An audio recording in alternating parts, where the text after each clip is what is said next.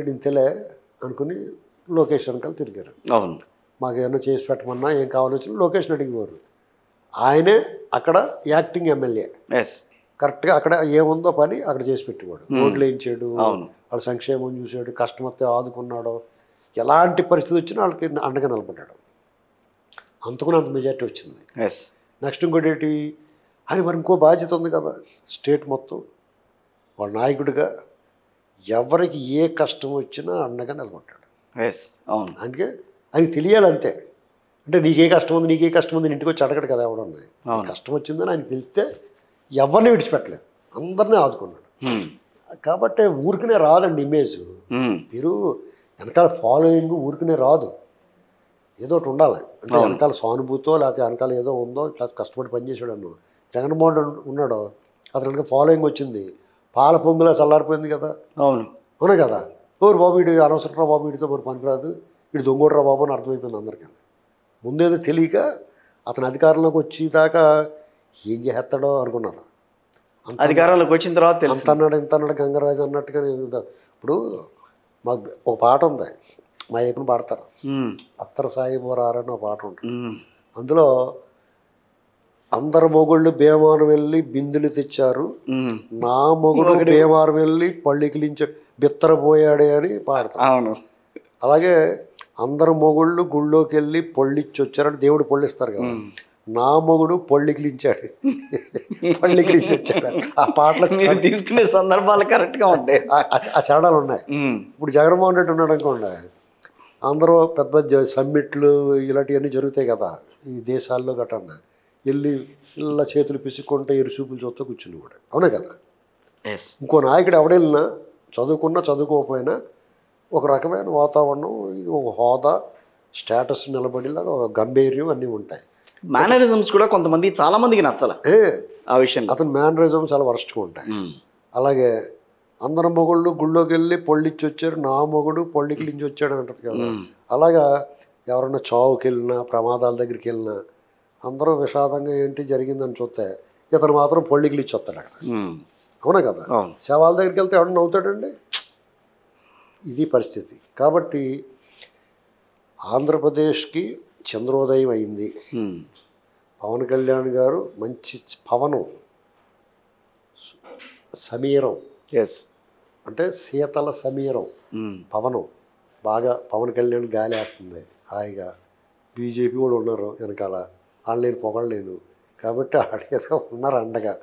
Let them హ్యాపీగా, వాళ్ళు మంచి రోజులు వచ్చినాయి, బాగా హాయిగా.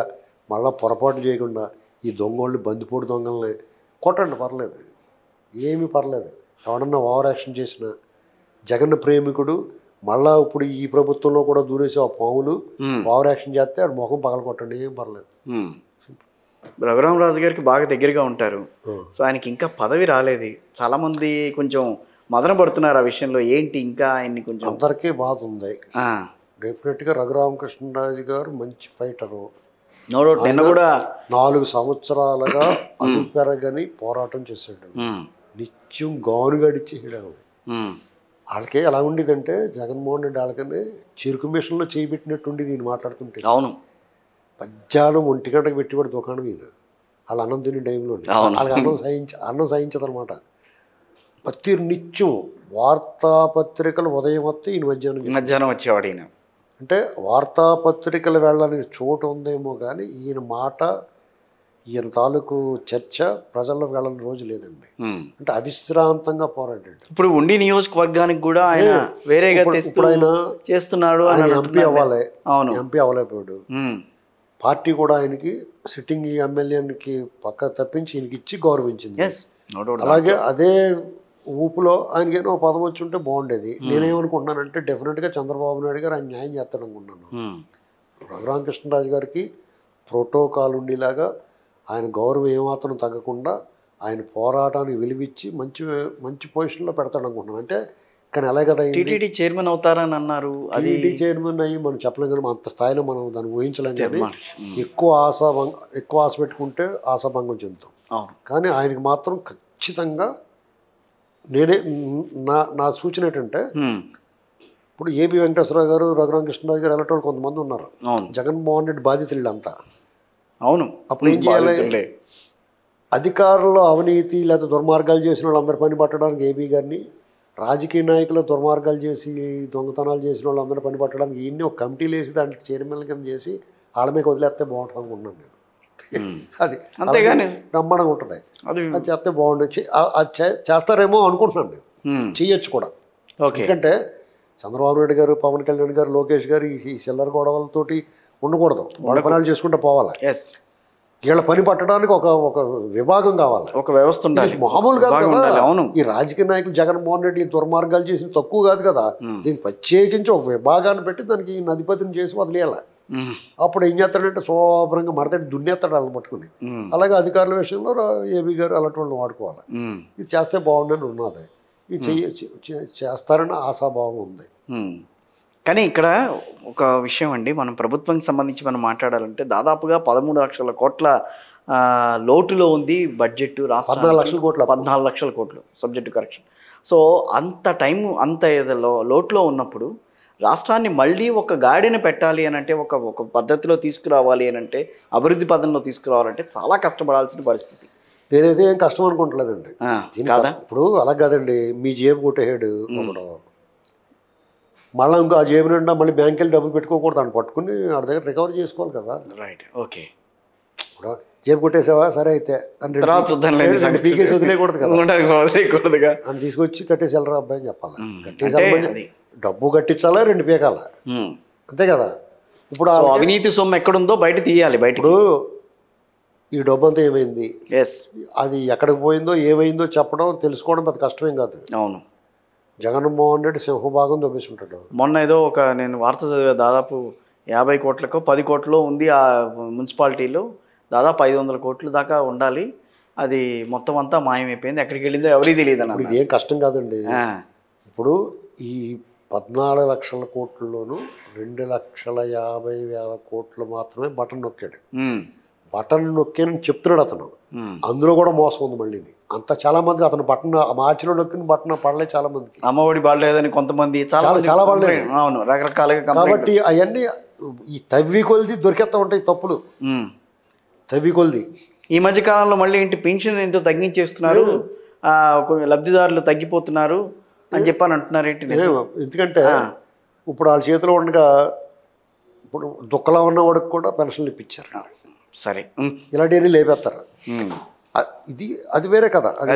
అదిలేండి చెప్తున్నాను. ప్రభుత్వం వీళ్ళ విషయంలో జగన్మోహన్ రెడ్డి, పెద్దిరెడ్డి, బొత్స సత్యనారాయణ గారితో సహా వాళ్ళు తక్కువే తినిచ్చుంటారు. వీళ్ళేమి బొత్స సత్యనారాయణ గారు, ధర్మాన ప్రసాద్ గారికి వాళ్ళకి అవకాశం వీళ్ళే దుబ్బేశారు మొత్తం అంతా.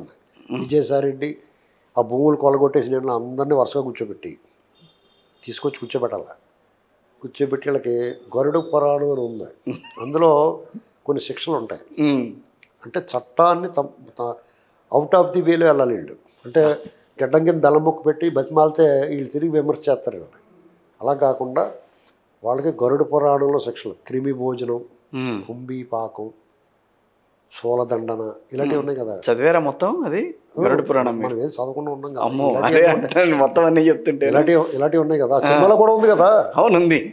మీకు అపరిచితుడు సినిమాలు పెట్టాడు కదా. అవును. అవన్నీ క్రిమి భోజనం చేయకుండా జలగలనే పావులు పెట్టి పావుల మీద ఆడేయాల ఏంటండి.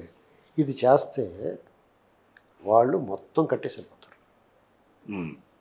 అప్పుడు మీకు ఏమవుద్ది, కేంద్రం నుంచి మన పన్నుల వాటాగా మనకు రావాల్సిన డబ్బు కేంద్రం నుంచి వస్తుంది కదా. అది కూడా వద్దండి మోడీ గారు ఉండొచ్చుకోండి, మేము అడిగినప్పుడు ఇద్దరు కానీ అని చెప్పచ్చు ఒకటి. లేదా కొన్ని తెలంగాణకి ఇవ్వండి, మా వాళ్ళే కదా, మా సోదరులే కదా, అందాక వాళ్ళకి ఇవ్వండి అని చెప్పచ్చు మనం. వీళ్ళు దొబ్బేసిన డబ్బులు రికవరీ చేస్తే. అర్థమైందండి. కాబట్టి ఆ పని చేయాలి. అంతేగాని వాళ్ళు అలా వదిలేసి మళ్ళీ ఏదైనా కొత్తగా సంపాదిద్దామంటే ఎన్నాళ్ళు సంపాదిస్తారు. ప్రజల దగ్గర సందది రూపాయి కూడా తీసుకోకూడదు సందా. వీళ్ళేమో దొబ్బేసేసి వీళ్ళేమో ఇంట్లో పెట్టేసుకుంటే మళ్ళీ ప్రజల దగ్గర సందా తీసుకోకూడదు. ప్రజలు ఏమన్నా సందా ఇవ్వబోతున్నా కానీ మీ ఇంటి పక్కన ఏమన్నా అడుక్కు తింటుంటే అడుగు పెట్టు. లేదా ఇలాంటి చారిటీకి దేనికన్నా వికలాంగులు, ఇలాంటి దివ్యాంగులు, ఇలాంటి వాళ్ళు చేయి.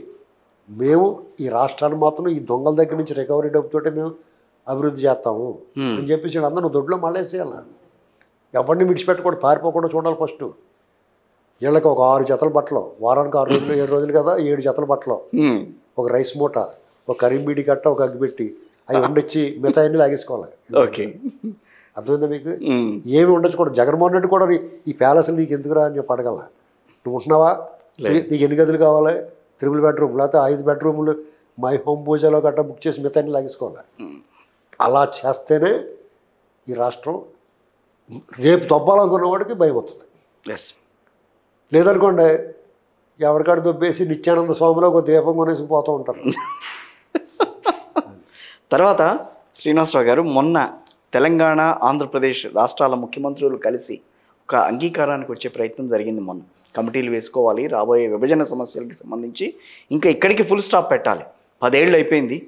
సో ఉమ్మడి రాజధాని అన్నది పక్కన పెడదాం, ఆ విషయం గురించి కాకుండా మిగతా అన్ని అంశాలను కూడా మనం ఒక ఏకతాటి మీద రావాలని చెప్పి ఒక ప్రయత్నం చేశారు. సో దాన్ని మనం ఏ రకంగా అర్థం చేసుకోవాలి, రాబోయే రోజుల్లో ఏం జరుగుతుందని అనుకోవాలి? ఆంధ్రప్రదేశ్, ఉమ్మడి ఆంధ్రప్రదేశ్ లేకపోతే తెలంగాణ ఆంధ్రప్రదేశ్గా విడిపోయిన తర్వాత భౌగోళికంగా విడిపోయిన మనుషులుగా, ప్రజలుగా మనందరం ఒకటే. తెలుగు ప్రజలుగా అందరూ ఒకటే. మనం ఎప్పుడు కూడా మన భావజాలం ఒకేలాగా ఉంటుంది. చూడండి, ఇక్కడ గవర్నమెంట్ మార్చారు, అక్కడ మార్చేసారుగా.